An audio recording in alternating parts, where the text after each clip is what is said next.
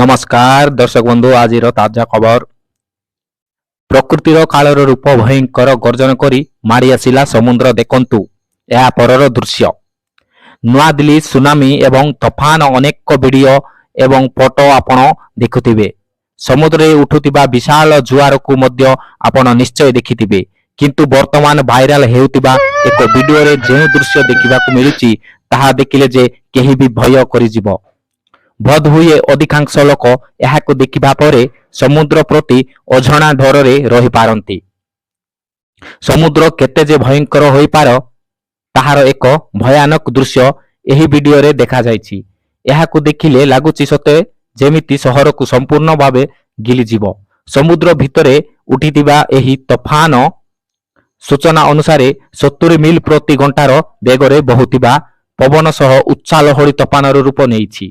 यहाकू नोआ बोली नाम दिया जायछि। एहार प्रभाव रे समुद्र रे उठुतिबा लहड़ी एक नील पहाड़ भली दृश्यमान हेउछि जहाकू देखिले विश्वास करिवा टिकिए कष्टकर होई पड़िछि। तेबे ब्रिटेन रो अटलांटिक समुद्र रे उठितिबा एही विशाल लहड़ी आगकू जाई केप कर्नवाल रे धोखा होइछि। एहा फल रे दक्षिण पश्चिम इंग्लैंड रो तटवर्ती अंचल विशेष करी डबज एवं कर्नवाल रो सर्वाधिक प्रभावित होइछंती। दक्षिण पूर्व इंग्लैंड भाई पवनर बेग को नहीं येलो वेदर वार्निंग जारी करा जायछि।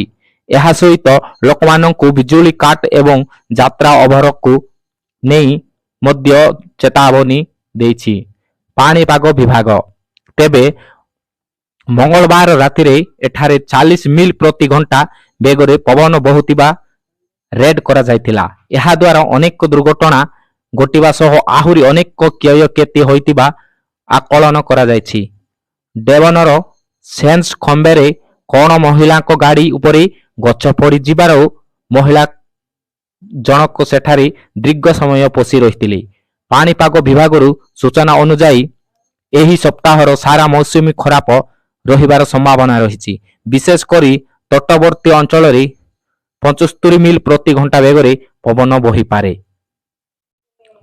जय जगन्नाथ।